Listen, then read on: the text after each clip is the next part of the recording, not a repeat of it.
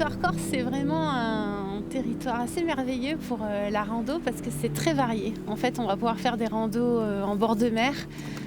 Ici, on n'est pas loin de l'Ostrigogne, il y a tout le Cap Corse, il y a enfin toute la côte en fait. Il y a 1000 km de côte, donc il y a de quoi faire. Et ça, c'est quand même assez fou en fait. Ici en Corse, c'est que dès qu'on est en montagne, déjà on a vu sur la mer quand on a ici, c'est donc un contraste de paysage assez incroyable. Et on voit l'Italie, les îles Toscanes, les Alpes. Nous, en tant qu'accompagnateurs, on a le droit, on n'a pas de limite d'altitude, donc on peut accompagner aussi en haute altitude. On a vraiment dans nos prérogatives une limite par rapport au matériel d'alpinisme. Et par contre, on peut travailler à toute saison de l'année, donc aussi bien en été sur du terrain rocheux, je dirais, ou en hiver sur la neige. Par rapport à la verticalité du terrain et à la qualité de la neige, on est vite dans le domaine des guides de haute montagne.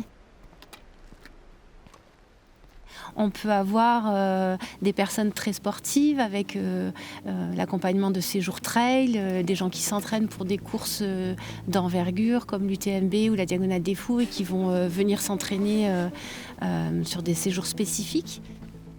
Le trail, ça fait partie des disciplines qu'on peut faire quand on est accompagnateur en montagne. Le trail, on va être sur une notion sportive où on va avoir une notion de distance, de temps, de dénivelé aussi qui va rentrer beaucoup plus en compte quand même que sur la randonnée.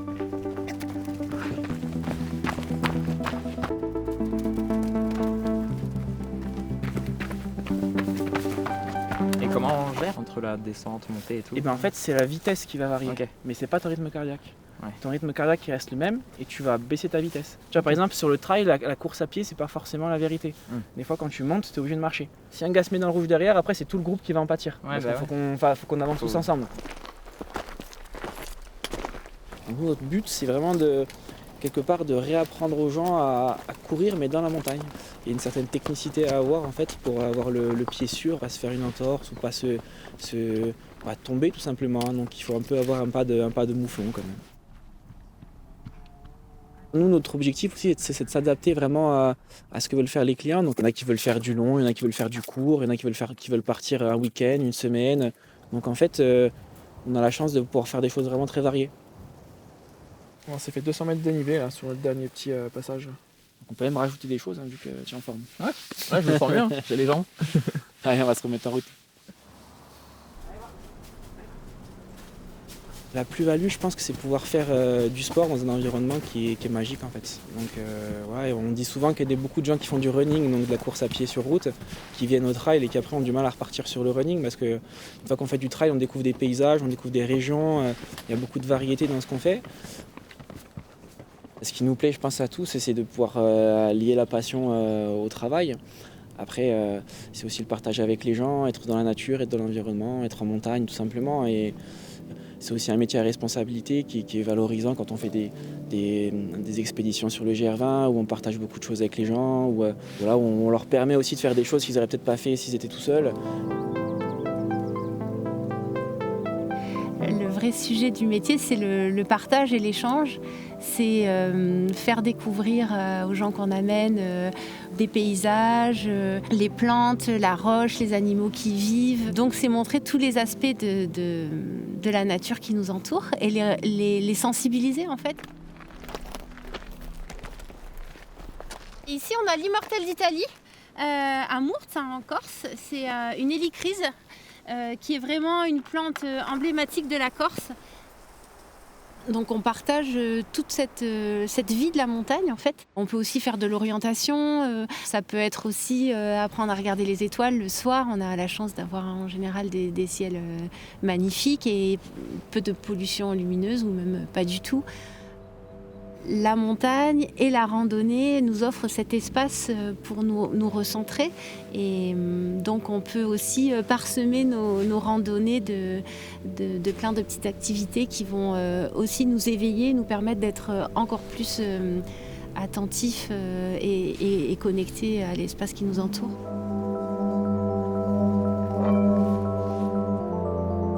Dans la randonnée yoga, on peut parler de marche en conscience.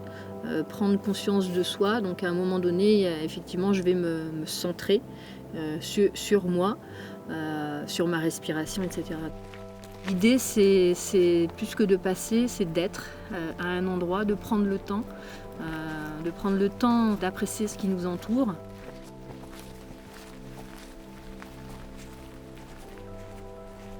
Je vais relâcher et ouvrir mes yeux comme si je voyais cette forêt pour la première fois. Et être attentif aux couleurs, à tout ce qui vous entoure. Il y a aussi plein de choses à faire en lien avec les arbres.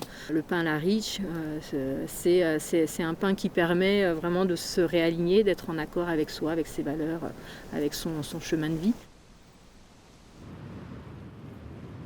On va travailler sur l'émotionnel. Les organes et les émotions sont liés, donc on va pouvoir libérer certaines choses. On va travailler sur l'ancrage, la sécurité, on monte au plexus sur la confiance en soi. Et derrière, il y a bien sûr une meilleure connaissance et conscience de ce qui nous entoure, de notre environnement, de notre relation à l'autre. Et donc là, l'idée, c'est randonnée yoga, c'est aussi d'amener les gens en extérieur, en montagne, et petit à petit de rendre cette montagne accessible. On est dans du sport santé, on est dans de la prévention. L'idée, c'est, voilà, avant d'arriver à une blessure, à des médicaments, on peut faire de la prévention.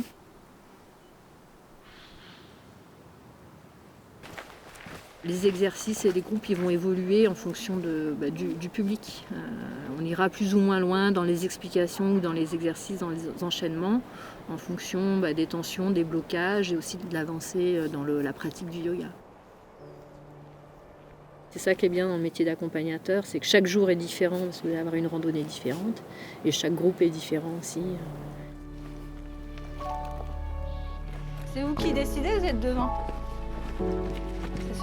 C'est pas le guide qui décide, c'est celui qui est devant qui décide. Donc la Joëlette, elle a été conçue par un collègue accompagnateur en montagne, Joël Claudel, qui a mis son neveu myopathe au début dans une brouette et puis après il voulait l'emmener un peu plus loin sur les sentiers. L'idée, ça va être comment s'adapter pour que la personne puisse avoir accès à la montagne. Quelqu'un qui est en Joëlette, même si elle ne peut pas marcher, elle peut apprécier justement avec ses yeux, avec ses oreilles, tout ce qu'il y a autour. Voilà, c'est bon. Moi, je peux même retirer la Joëlette derrière. Non, ouais, c'est bon. En général, je demande aux personnes qui m'appellent pour faire une randonnée Joëlette, s'ils sont accompagnés, combien est-ce qu'ils sont dans le groupe, combien de personnes en Joëlette. L'idée, c'est que les personnes qui sont dans le groupe pour la randonnée s'impliquent dans le pilotage de la Joëlette. On peut parler d'équipage. Et moi, je parle de pilote aussi de Joëlette plutôt que de porteur, parce que l'idée, c'est vraiment d'utiliser ses jambes pour protéger son dos. C'est un peu physique dans les montées, un peu technique dans les descentes. On varie les plaisirs. Ouais, tu vois, Rémi, essaye de t'enlever quelques pierres. Des fois, devant, ça peut être bien, ça aussi. Chacun fait attention aux autres et on utilise vraiment l'aide les uns des autres. Parfois, c'est même la Joëlette qui va aider une personne à avancer parce qu'elle peut prendre appui dessus. Attention, on va reposer. Ce qui peut être une contrainte devient aussi un atout et pour moi un moteur aussi dans la dynamique de groupe et le fait que les gens fassent attention les uns aux autres. Ok, on change les pilotes ou on continue ? Pour l'instant, ça va, je continue. Allez, c'est parti, Rémi, Agnès. La personne par exemple qui n'a pas été en fauteuil roulant, on va dire toute sa vie, des fois de faire le deuil du fait qu'on puisse plus marcher comme avant ou accéder à des endroits en montagne, c'est pas évident pour tout le monde et en plus il faut faire confiance. Mais il faut aussi accepter qu'à un moment donné, je fais appel aux autres. Non, tant pis. Là, maintenant, tu te remets sur l'itinéraire, t'évites les cailloux. Hop, c'est parti, Rémi, va revenir. C'est vrai que les gens, ils n'aiment pas trop le côté dépendance, mais tout ce que ça crée en convivialité, en échange, en communication dans un groupe, c'est extrêmement intéressant. Ce que j'aime beaucoup, c'est ça, c'est cette rencontre humaine, cette aventure humaine à chaque séjour, à chaque rando. Chaque fois, c'est une nouvelle aventure. On ne sait pas ce qui va se passer, on ne sait pas quelles sont les personnes qu'on a avec nous, comment va être la météo.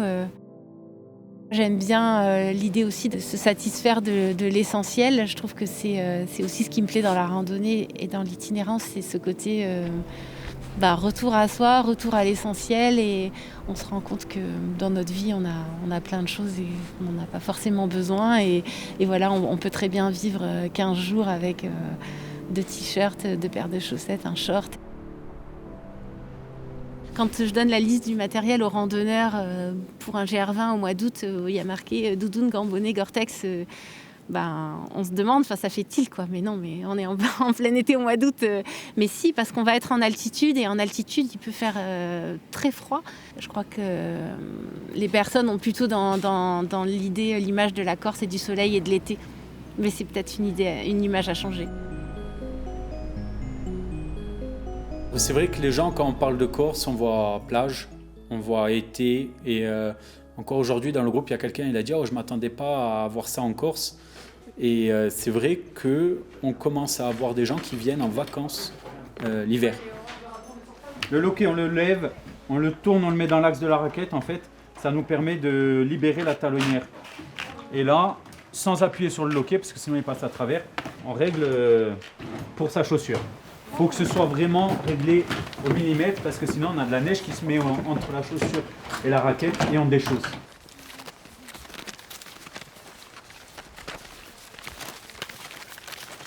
Alors la raquette, ça s'adresse vraiment à beaucoup de monde. Ça peut être très tranquille, comme ça peut être très sportif, un peu casse-cou quand on commence à courir dans la descente, à faire des glissades. Mais ouais, je pense que c'est un sport qui, contrairement, on va dire, au ski, au snowboard, c'est quelque chose qui a un éventail de clients beaucoup plus large.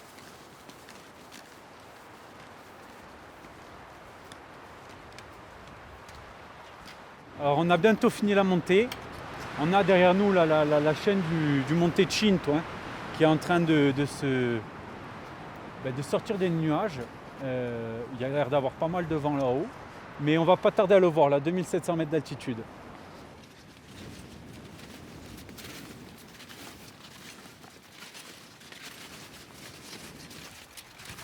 L'hiver, ce n'est pas les mêmes risques. On a le risque de la météo qui peut se dégrader rapidement, du froid et le risque avalanche.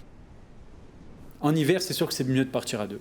Largement mieux, parce qu'au cas où il y ait un accident, il y a quelqu'un qui déclenche les secours. Ce qui est important, c'est qu'il y ait des gens qui sachent où on est. Il faut dire aux gens, je vais là-bas, je rentre à telle heure, voilà. On va descendre. Alors c'est super ludique la descente, c'est de la glisse. Ce qu'il faut, c'est pas, quand je descends, il ne faut pas lever trop la raquette, parce que sinon elle se retourne et je tombe. Si je tombe, c'est rien. On se protège, on tombe sur le côté, c'est pas très grave. Et le but, c'est d'enchaîner un peu les pas. On est toujours en déséquilibre. Pour attraper l'équilibre, on enchaîne le pas. Si vous faites qu'un pas et que vous glissez, vous n'allez pas vous amuser. Il faut essayer d'enchaîner un peu. Je vous montre comment on fait. Il faut y aller vite. Et oui, je vous dis, il faut enchaîner. Plus vous essayez. Voilà, c'est très bien. Ouais, allez vite, Jeanne. Plus tu essayes de t'arrêter, plus tu...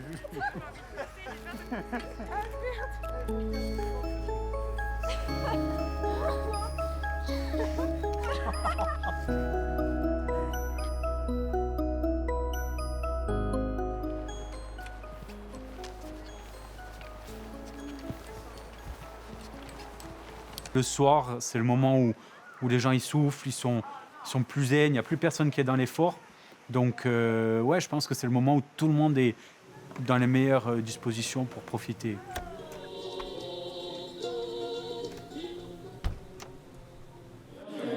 Le Monte Cinto, en fait, il est ici. On le prend quand on part de Asco le matin. Les gens ils partent ici. Le Monte Cinto, demain matin, vous allez le voir. On voit juste le petit sommet. Mais l'environnement est très rude. Il faut grimper, escalader, c'est vraiment de l'alpinisme. Mais c'est dû à quoi, c'est différent?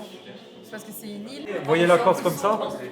Ouais. Donc il y a 20 millions d'années, elle était raccrochée au continent avec la Sardaigne. Et ça, il y a eu une scission, en fait, ça s'est séparé. C'est arrivé au milieu de la Méditerranée. Le Cap Corse s'est formé à ce moment-là. Donc ça, c'est des roches qui sont beaucoup plus récentes, beaucoup moins montagneuses. Si vous montez au-dessus de Bastia, c'est moins rocheux, en fait. Bon, à part la Parisienne, est-ce qu'il y en a qui ont des grandes montagnes? Bah moi, il y a les Pyrénées, mais bon, les je Pyrénées. vais pas... Les Jura. La dune du Pilat. Voilà. Tu veux l'assiette creuse? Bah, Ils sont véganes. végétaliens ils sont. C'est trop bon, ouais. C'est bon? C'est Louis qui a cuisiné. Hein. Si vous aimez, vous pouvez remercier Louis. Merci beaucoup. Merci.